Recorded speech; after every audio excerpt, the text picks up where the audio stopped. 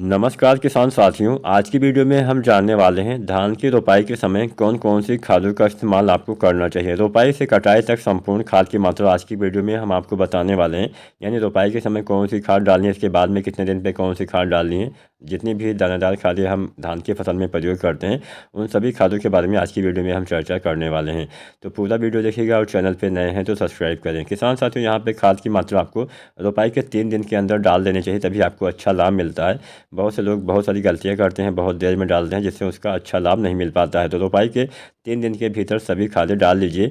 इसके साथ साथ आपको उचित मात्रा में भी खादों का इस्तेमाल करना होता है। कई बार क्या होता है कि हमें डीएपी नहीं मिलती है, तो कई बार हमें एनपीके नहीं मिलता है। तो मान लीजिए अगर आपको डीएपी नहीं मिलती है, अगर आपको एनपीके मिलता है तो एनपीके कितना डालना है, अगर आपको एसएसपी मिलता है तो एसएसपी कितना डालना है, ये तमाम जानकारी आज की वीडियो में हम आपको देने वाले हैं। तो चलिए ज़्यादा समय नहीं गंवाते हैं, वीडियो को स्टार्ट करते हैं। यहाँ पर जो हम खाद का फार्मूला आपको बताने वाले हैं, 2 तरह से बताएंगे। पहले कम दिन वाली वैरायटियों में कितना खाद डालना है, दूसरा ज़्यादा दिन वाली वैरायटियों में कितना खाद डालना है। आप इस हिसाब से भी आंकड़ा लगा सकते हैं, अनुमान लगा सकते हैं कि जो हमारी हाइब्रिड धान की वैरायटी है 120 दिन से कम दिन में तैयार होती हैं। सबसे पहले हम उसमें खाद की मात्रा जानेंगे, उसके बाद में हम जानेंगे जो हमारी धान की किस्में वैरायटी है 120 दिन से ज़्यादा दिन का समय लेती हैं, उसमें कितनी मात्रा में खाद का इस्तेमाल करना चाहिए। तो यहाँ पर सबसे पहले कम दिन वाली वैरायटियों के बारे में जानते हैं, उसमें कितनी मात्रा में खाद का इस्तेमाल करना चाहिए। सबसे पहले हम डीएपी खाद के बारे में जानते हैं। तो अगर आप रोपाई के समय डीएपी डालते हैं तो 28 केजी डीएपी, 16 केजी यूरिया और 11 केजी आपको एमओपी पोटाश डालना होता है। इसके बाद में रोपाई के 25 दिन पे यूरिया 30 केजी डालना होता है। साथ में जिंक जो आता है 33% वाला 5 केजी आपको डालना चाहिए। इसके बाद में रोपाई के 40 से 45 दिन पे यूरिया 30 केजी और पोटाश 12 केजी आपको डालना होता है। यहाँ पे हम पोटाश जो डालते हैं वो हम 2 भागों में हमने बांट दिया है, आधी मात्रा रोपाई के समय और आधी मात्रा आपको वही 40 से 50 दिन पर डालना है। यानी 2 बार आपको पोटाश डालना है, पहली बार रोपाई के समय, दूसरी बार 40 से 45 या 50 दिन पे। तो चलिए अब हम जानते हैं दूसरा फार्मूला। कई बार आपको डीएपी नहीं मिलती है तो आप एनपीके 12-32-16 भी डाल सकते हैं। एनपीके 12-32-16 अगर आप डालते हैं कम दिन वाली वैरायटियों में तो 40 केजी आपको डालना है एनपीके 12-32-16, 16 केजी आपको डालना है यूरिया। और यहाँ पे आपको रोपाई के समय अन्य कोई भी खाद नहीं डालनी है, क्योंकि इसमें जो 16% है वो पोटेशियम पाया ही जाता है। तो यहाँ पर हम रोपाई के समय पोटाश नहीं डालेंगे। इसके बाद में रोपाई के 25 दिन पर आपको यूरिया 30 केजी, साथ में जिंक 33% वाला 5 केजी डाल देना है। इसके बाद में रोपाई के 40 से 45 दिन पे फिर से यूरिया 30 केजी और पोटाश 12 केजी आपको डाल देना चाहिए। अब हम उन किसान भाइयों की बात करते हैं।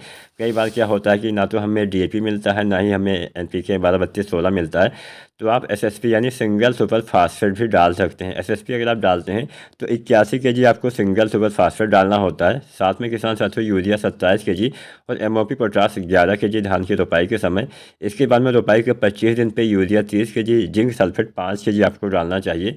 और वहीं रोपाई के 45 दिन के आसपास यूरिया 30 केजी और पोटाश 11 केजी आपको डालना चाहिए। तो यहाँ पे हमने 3 फार्मूले बताया जो वैरायटियाँ 120 दिन से कम दिन में तैयार होती हैं। अब हम बात उन किस्मों की करते हैं जो हमारी हाइब्रिड धान की किस्में 120 दिन से ज़्यादा दिन में तैयार होती हैं, उसमें कितनी मात्रा में कौन सी खाद डालनी है। तो उसमें आपको रोपाई के समय अगर आप डीएपी डालते हैं तो 38 केजी आपको DAP, urea 20 KG, MOP potash 20 KG आपको डालना होता है। इसके बाद में रोपाई के 30 दिन पे आपको फिर से यूरिया 40 केजी। अब यहाँ पे जो समय है वो भी आपको 5 दिन बढ़ा देना है, मात्रा भी यहाँ पे बढ़ जाएगी।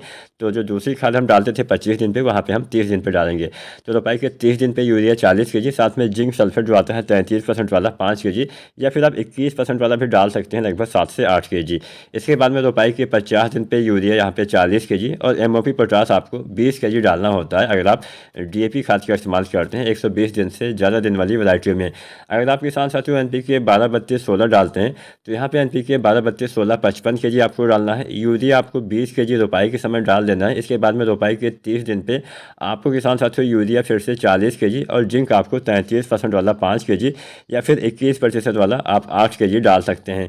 इसके साथ साथ अगर आप सिंगल सुपर फास्फेट का इस्तेमाल करते हैं तो जो जिसमें ज़्यादा दिन में तैयार होती है उसमें आपको एसएसपी डालना होता है 110 KG, urea 35 KG, potash 20 KG रोपाई के समय। रोपाई के 30 दिन पे आपको फिर से यूरिया 40 केजी और जिंक आपको डालना होता है 5 किलोग्राम 33% वाला या फिर 8 किलोग्राम आपको 21% वाला।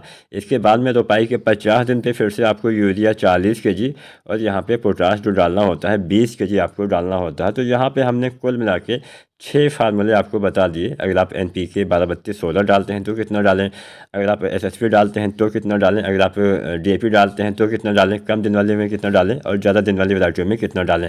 अब यहाँ पे आप 2-3 खादें और डाल सकते हैं। जैसे आप कोई भी जो ग्रोथ प्रमोटर आते हैं उसका भी इस्तेमाल कर सकते हैं। अगर आप सागरिका डालते हैं तो सागरिका दानेदार भी आप डाल सकते हैं। रोपाई के समय लगभग 10 kg मात्रा पर्याप्त रहेगी।